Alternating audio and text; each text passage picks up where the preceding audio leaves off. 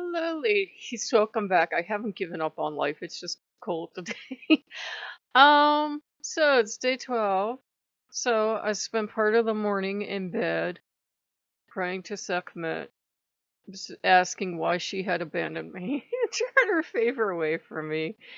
And she got really sympathetic.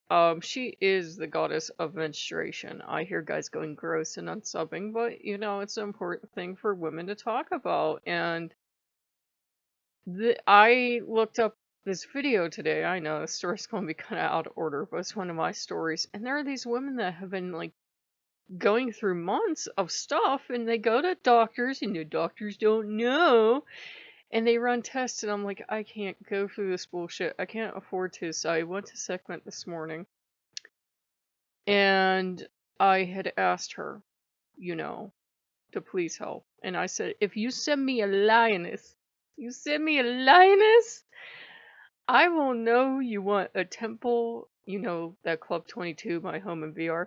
I said, I will know you want a temple there. You will have a temple. I don't care if I have to take the pole out. You will have a temple. Long story short, there's no lioness hanging out my mailbox. But I went on Pinterest and hand to goddess, the first picture was a lion with a cub. It was a lion, not a lioness, but I'm like, you know what? Close enough. Close enough. So she has a temple now, and there's some other stuff. It looks really chaotic because Loki had moved in too. Now all the gods have moved in. It almost stops and then it starts again. I don't know what it's doing. My ovaries are going crazy. My uterus hates me. I don't know. So, it's been kind of timely too. Strip show on YouTube. It's been getting giggles back here. It's been kind of timely too because I played that game for you last night and I thought it was one way, and then I started watching a no commentary let's play of it because it's a $20 game, can't afford it right now. And I'm like, wow, this is actually really deep because that game talked about, alcoholism and drug abuse and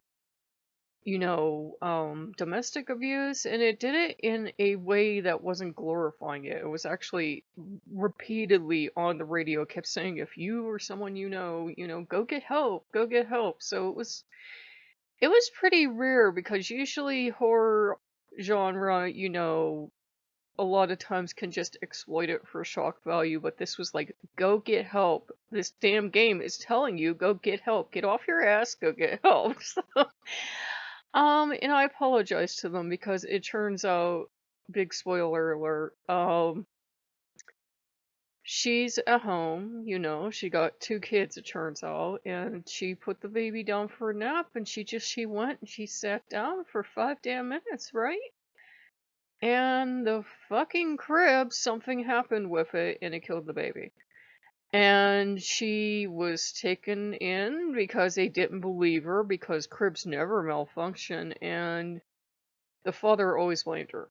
And he goes batshit crazy, and he gets real malevolent and does bullshit, which demons do not hurt people the way they do in that game. And it was just a thing of he stopped loving her after the child died, and that wasn't her fucking fault. It was a dumbass crib that, they recalled it after a baby got hurt. And I'm like, well, that's where misplaced rage can lead you. It was not her fault. It was nothing she did. She did what any mother would do. She put the baby down for 5 damn minutes. And she went to get some rest, and she came back, and, a tragedy had happened. So I said, I don't want to become that. And you guys who have been with the channel a long time know, with me, when I get angry, like, I know it's our hormones, ladies, but at the same time, I don't want to be dad the second. My dad was a son of a bitch, and I don't want to be like that. I said, what I'm really afraid of is I'm going to get like my dad, because my dad was very abusive. He was extremely physically abusive at points in his life. And alcoholism and drug abuse runs in my family, along with suicide. So I'm like, wow. It was kind of like the universe was like snapping its fingers. Like, I know you're hormonal. I know you're angry. But this might be your new normal. You have to learn a way to deal with it that doesn't, use it as an excuse to take your anger out on people. So we're going to work on if it keeps continuing and, Sekhmet can't do anything, but, for whatever reason keeps continuing. Work on making the anger constructive. And that's something we don't talk about as pagans. Dang, so good. Um, we don't talk about, what do you do if you're angry a lot. Obviously, you can go to therapy, try meditation, try talking to Loki or any of the gods or goddesses. But, like, let's say you have a medical condition and you're irritable and you're moody and you're snappish all the time. How do you use that anger constructively? I've been using it to build temples.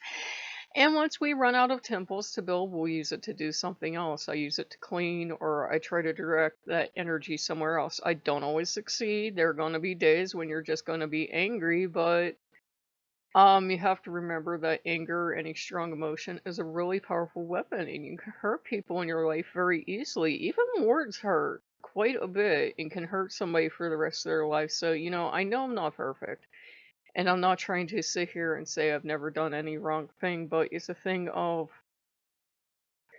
learning to take that anger and channel it in a constructive way as opposed to a destructive way. So,